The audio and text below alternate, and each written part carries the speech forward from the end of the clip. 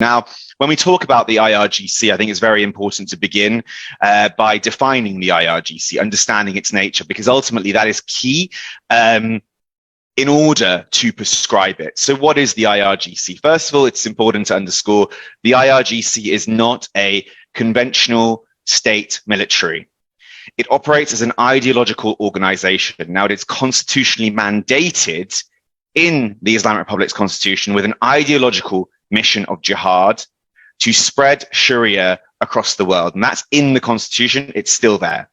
So its primary mission is not to protect Iran's territorial borders. Iran has a regular armed force, the Artesh, that does that. The IRGC's primary mission is to enforce the clergy's hardline Islamist ideology on the Iranian people and spread it beyond its borders violently through, as I said, a mission of jihad. So when we say it's an ideological organization, what is its ideology? The IRGC's ideology is a violent Islamist extremist ideology that is no different to the likes of ISIS, Al-Qaeda, or Hezbollah, all three proscribed groups across Europe.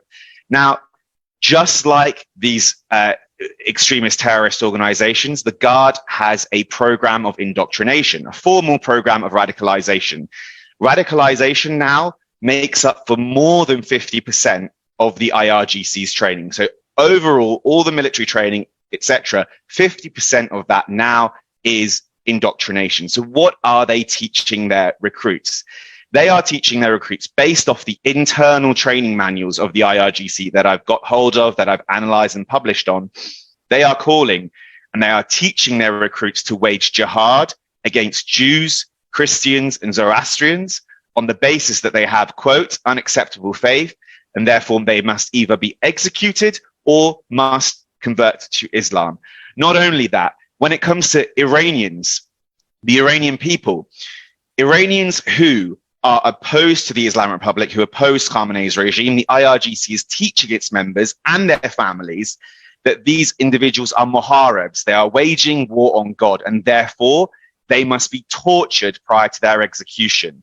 And they prescribe cross amputation, etc. And we're seeing, as we saw the brave Iranian people take to the streets, many were detained and executed under the charges of being a muharib. So in terms of ideology, the IRGC is almost identical to the likes of ISIS and Al-Qaeda and identical to that of Hezbollah. It's a Shia Islamist violent organization.